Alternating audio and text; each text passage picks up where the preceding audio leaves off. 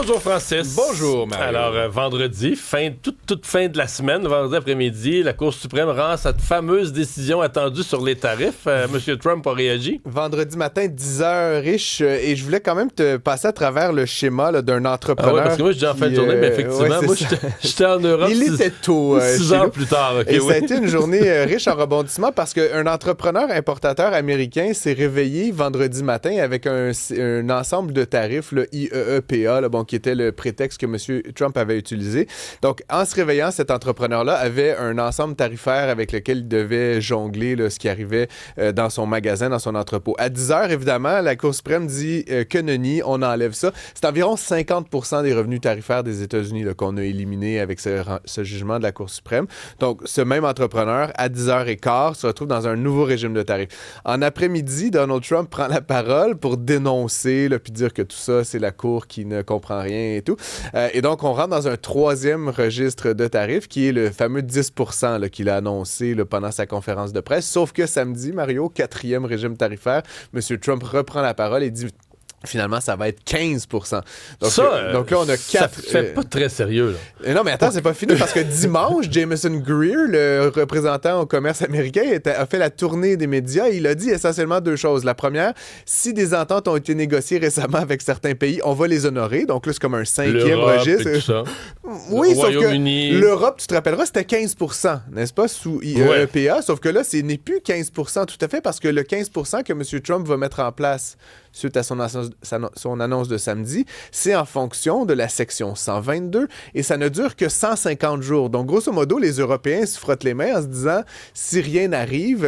dans 150 jours, ça tombe. Au mois d'août cet été, il n'y aura plus de tarifs. Sauf que là, ce que Jameson Greer a dit, c'est que là, on va rentrer dans un sixième registre tarifaire bientôt, qu'on appelle la section 301, qui permet de regarder pays par pays s'il y a des pratiques de surcapacité, des pratiques liées au taux de change, etc. Donc, essentiellement, Mario, c'est un fouillis total et ça donne l'air là, vraiment d'une improvisation. On savait que tout ça était improvisé, mais là, on a eu ce week-end la démonstration. Sauf tu aimes dire que la meilleure chose pour une entreprise, c'est de travailler dans un environnement d'affaires prévisible. L'environnement d'affaires est jamais parfait, mais quand tu connais les règles du jeu, tu t'adaptes.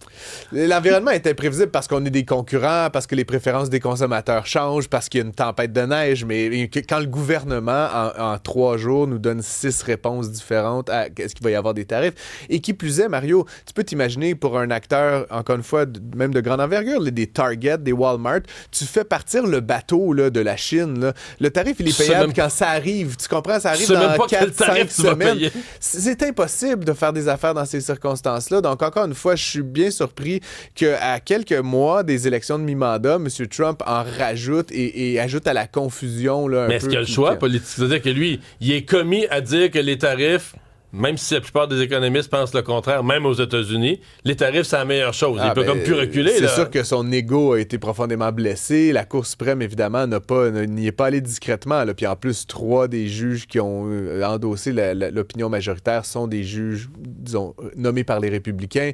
Donc c'est vraiment là, un désaveu total de sa politique. Puis je serais pas surpris que la section 122, que la section 301. Puis tu sais, je sais que ça fait un peu technique, mais je te garantis qu'on va entendre parler de ces chiffres-là dans les prochains mois. Là. Je te garantis que ces 2 clauses tarifaires-là vont être elles aussi mises devant les tribunaux, contestées. Peut-être tomber pour les mêmes motifs. Donc, ultimement, parce que, tu sais, parenthèse rapide, Mario, mais section 122, là, ça a été créé en 1974 dans un tout autre contexte. Là, c'était la crise pétrolière, la création de l'OPEP, là, c'est pas tout à fait... Et c'était là pour, vraiment, s'il y a une crise, s'il y a comme un moment très spécifique dans l'histoire, il y a quelque chose qui se passe. La prétention de Trump, c'est que la balance commerciale des États-Unis est devenue si déficitaire. La planète au complet profite de nous. Oui. Donc, c'est une situation tout ça est une situation d'urgence mondiale, dont les États-Unis. Si on revient à l'esprit de cette section 122, il faut qu'il y ait comme un déclencheur, alors que là, dans les faits, il n'y a pas de déclencheur. Peut-être que les États-Unis se font fourrer depuis 100 ans, mais je veux dire... Ouais, mais je veux dire, il n'y a rien dans la dernière année ou dans les 6, 5, 10 dernières années qui est comme un moment que tout a changé. Donc, la section 122, si on lit l'interprétation du texte, ne s'applique pas non plus. Puis, section 301, comme je te disais, il va falloir faire des analyses spécifiques par pays.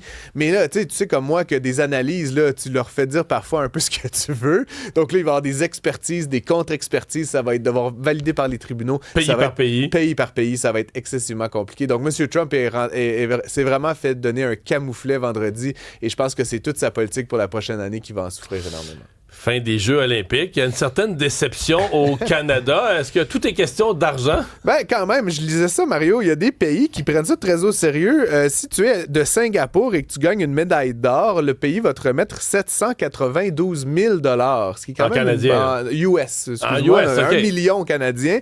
La médaille d'argent à la moitié main, 395, et la médaille de bronze, encore la moitié main, 197. Il y a plusieurs pays comme ça. Hong Kong, 768 000 $ US pour une médaille d'or. Bon, ni Hong Kong ni Singapour n'ont jamais gagné de médaille aux Jeux olympiques d'hiver. Bon. Donc, c'est un peu théorique.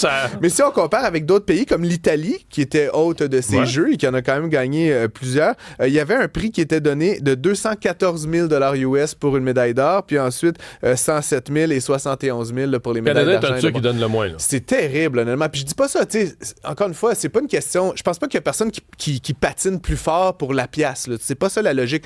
Simplement, tu veux créer un pays où tu as du sport de haut niveau, du sport d'excellence, puis Dieu sait que ça coûte cher, puis qu'il y a plusieurs d'entre eux que c'est du sport amateur. Là. Tu me feras pas croire que les gens qui font du skeleton, ils font ça 40 heures par semaine pendant 4 ans. Là. C'est quelque chose qu'on fait les soirs et week-ends en plus d'une job. Ben, c'est sûr que si tu as un peu d'argent pour t'acheter ta sleigh, puis te payer du temps de glace, etc., ben, tu vas y aller plus souvent. Tu as plus de chances de gagner. Le Canada donne 20 000 $ pour une médaille de canadien, là, 15 000 US. C'est quasiment insultant. Puis je veux dire, on est un pays riche, on a gagné 21 médailles en tout. Donc, grosso modo, on n'a pas à 42 millions d'habitants, on n'a pas 1 million de $ à donner à nos athlètes olympiques, tous nos athlètes olympiques combinés pour leurs efforts. Je trouve ça un peu pitoyable. Puis ça explique peut-être un peu l'économie de la chose, là, le fait qu'on subventionne ça fait 20 ans peu. qu'on n'a pas indexé à l'inflation les montants donnés pour l'entraînement, les centres d'entraînement, etc. Je pense qu'on peut se permettre quelques millions de plus là, pour soutenir ces gens-là qui nous représentent aux Jeux olympiques à tous les 4 ans. On vient d'apprendre qu'il y a un secteur où M. Trudeau était économe. Ouais, ben... C'est un peu pathétique. Mais encore, tu sais, puis là, je termine là-dessus, mais c'est une réflexion plus vaste, Mario, à savoir si on veut encourager dans ce pays une certaine élite, c'est l'excellence sportive, ou si on préfère répartir l'argent un peu partout. J'ai l'impression qu'on fait ni l'un ni l'autre, malheureusement. On n'a pas tant d'infrastructures que certains pays comme les Pays-Bas ou la Suède, puis on n'a pas gagné autant de médailles que certains de ces pays-là non plus. Donc, on est perdant sur les deux plans. Merci, Francis.